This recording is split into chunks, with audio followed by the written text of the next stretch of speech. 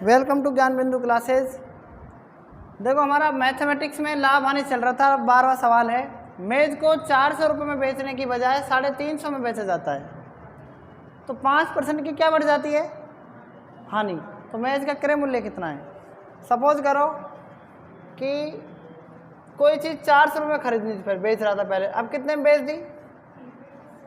तो मुझे आप ये बता दो सबसे पहले कि 400 में बेचने की बजाय 350 में बेच दी तो उसको बेनिफिट हुआ कि फायदा हुआ, नुकसान हुआ? कितने की हानि हुई? 50 रुपये की हानि होती है। लेकिन ये कह रहा है कि यहाँ पर 5% की हानि होती है, तो 5% की हानि हो रही है किस पर? 1% की हानि पर 50/5। क्रय मूल्य क्या मान सकते हैं? 100। 5 दही का 50 कितना हो जाएगा? 1000 रुपये। क्या जाएगा? क्रय मूल्य ही पूछा है किसने? क्रय मूल्य ही पूछा है इसने। ठीक है, आया समझ में? नहीं आया? नोट करो उसको। एक दुकानदार एक वस्तु को कितने रुपए में 12-12.5% हानि पर बेचता है। मैंने कोई सामान 100% पर खरीदा। कितने पर खरीदा? 100% पर खरीदा। आप बताओ, ये 100 रुपये की कोई चीज़ है, इस पर लॉस कितना कमा रहा है वो? 12.5%। 12.5। तो 100 में से अगर 12.5 हम घटा देंगे तो कितना बचेगा? 87.5 बचेगा, नहीं बचेगा? 87.5 और 12.5 जोड़ देना, पूरा 100 हो रहा है कि नहीं हो रहा है? मतलब वो चीज़ हमको 87.5 रुपये में पड़ेगी ना। अब कह रहा है यदि वह इसे 51.80 रुपये ज़्यादा में बेचता तो इसे 6% का लाभ होता। तो मतलब 100 में अगर हम 6 जोड़ेंगे तो 106 हो जाएगा कि नहीं हो जाएगा? बताओ, हो जाएगा ना। इन दोनों का अंतर कितना होगा बताओ आप? 106 में से 87.5 घटाओ, कितना बचेगा? कितना बचेगा? 6 तो पूरा बच गया, और 12.5 ये बच गया। 106 में देख, इधर से ऐसे घटा लो, 87.5, 10 में से 5 गए 5, यहाँ कितने बचे? 15 में से 7 गए 8, यहाँ कितने बचे? 9 में से 8 गए 1, कितने बच गए? 18.5 बच गए ना। तो लिख दो इसमें इन दोनों में अंतर कितना है? 18.5। इन दोनों में अंतर कितने का है? 18.5 का। ये 18.5% का अंतर हो गया। और इस पर वैसे अंतर कितना है? 51.80। 1% पर कितना? 51/80 बटा में कितना? 18.5। तो 100 पर कितना? आप पॉइंट के बाद एक संख्या की और 0 लगा दो, पॉइंट से पॉइंट कट गया, खत्म।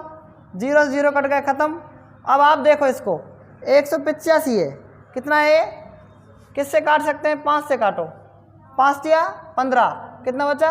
3। 5 7 35, 5 दूनी 10, 0। आप देखो इसको काटो, इन दोनों को गुणा कर दो। 518 को किससे गुणा करेंगे? 20 से। कितना जाएगा? 518 दूनी होता है 1036।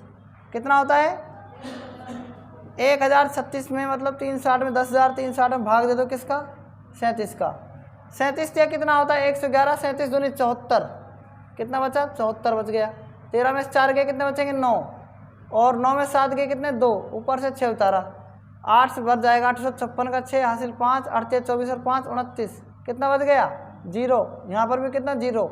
इन 0 में भाग नहीं जाता, 1 0 यहाँ लगा दो, कितना आगे आ जाएगा? 280। इसका क्या हो जाएगा? क्रय मूल्य हो जाएगा। ठीक है, आ गया? समझ में? नहीं आया? नोट करो।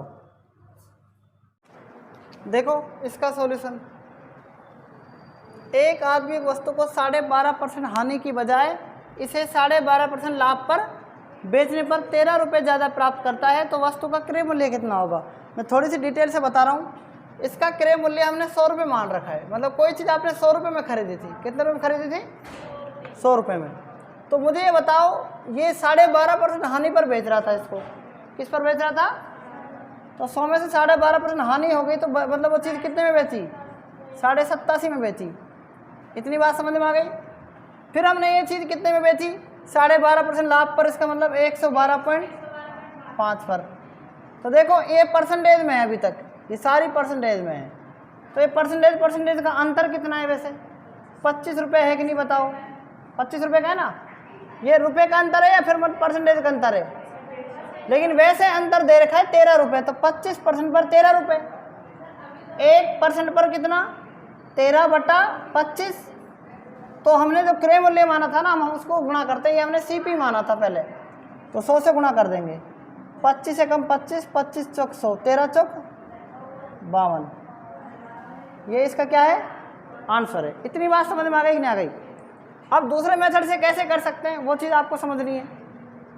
12.5% की क्या है ये हानि है कि नहीं, तो माइनस, और 12.5% क्या है ये, यहाँ पर क्या है ये प्लस लाभ है, तो प्लस, हानि है तो अगर आपको इसकी भिन्न पता है वो होती है 1/8, और इसकी भी क्या होती है 1/8।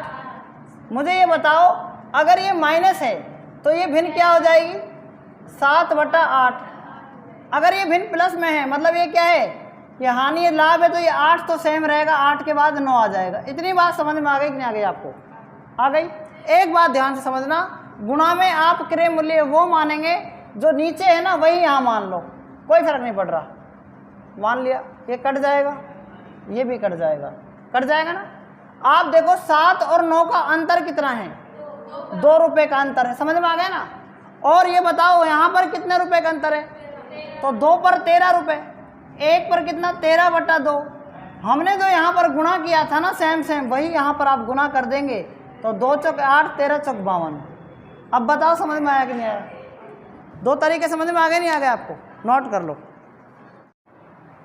देखो नेक्स्ट सवाल, एक आदमी एक वस्तु को 20% हानि की बजाय कितने में बेच रहा है इसे? देखो तो इसे बेचने पर 12 रुपये ज़्यादा प्राप्त करता है, तो वस्तु का क्रय मूल्य, हमने क्रय मूल्य मान लिया कितना है आपका क्रय मूल्य 100 रुपये।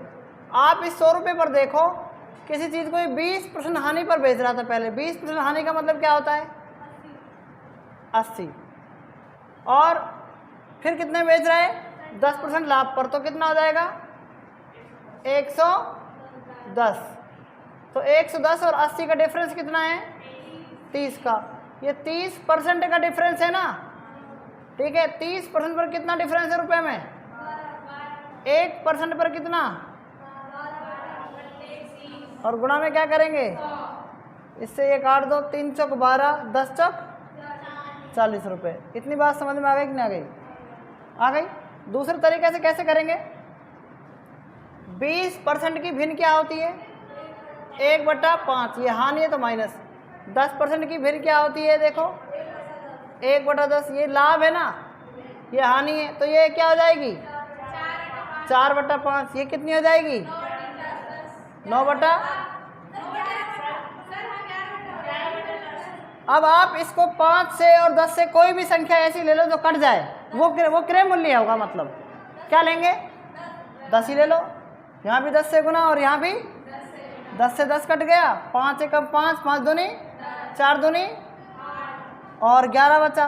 दोनों में अंतर कितने का है 3 पर कितने रुपए का डिफरेंस है, तो 1 पर कितना हो जाएगा 12/3, मतलब कितना 4 आ जाएगा। इस 4 को किससे गुना करेंगे जो माना था यहाँ पर 10 चौक। आ गया, समझ में नहीं आया? आ गया ना, नोट कर लो इसको भी। देखो एग्जाम्पल 16 क्या है, एक वस्तु के विक्रय मूल्य में 3 रुपये की वृद्धि करने पर 7.5% की हानि 7.5% में लाभ में बदल जाती है, तो वस्तु का क्रय मूल्य कितना है? ध्यान दो सवाल पर। इस पर एक वस्तु के विक्रय मूल्य में 3 रुपये की वृद्धि करने पर 7.5% की भिन्न क्या होती है, ये बता दो आप मुझे, बस बताओ। 7.5% क्या है, हानि है ना, माइनस। 7.5% क्या है, लाभ है तो प्लस। 7.5% की फ्रैक्शन क्या है बताओ, 15 कितनी है, परसेंटेज के लिए क्या लगाएंगे 100, और 15 ये 200। 5 या 15 और 5 चौक 20, कितनी आ गई 3/40, और ये कितनी आ जाएगी 3/40। आप मुझे बताओ ये परसेंटेज में प्लस था तो 43/40 हो गई कि नहीं हो गई, और ये कितनी हो जाएगी 37/40 हो जाएगी नहीं हो जाएगी। ऐसी संख्या से गुना करो कि क्रय मूल्य मतलब 40 से कट जाए, तो 40 ही मान लेंगे, कट जाएगा नहीं कट जाएगा, बताओ। 37 से कितना बढ़ गया 6 बढ़ गया, परसेंटेज में बढ़ा ना 6, लेकिन यहाँ पर कितना है 3 रुपये, तो 6 पर 3, 1 पर कितना 3/6, तो 40 पर कितना हो जाएगा? देखो 3 एकम 3, 3 दूनी 6, 40 का आधा 20। आसानी से आ गया आंसर। कितना आ गया? आ गया समझ में? अगर मैं ऐसे करता इस सवाल को कि मैं क्रय मूल्य 100 मानता, तो देखो 7.5% घटाओ, और 7.5 घटाना बहुत थोड़ा टफ हो जाता है। ठीक है, कितना आ जाएगा? 92.5।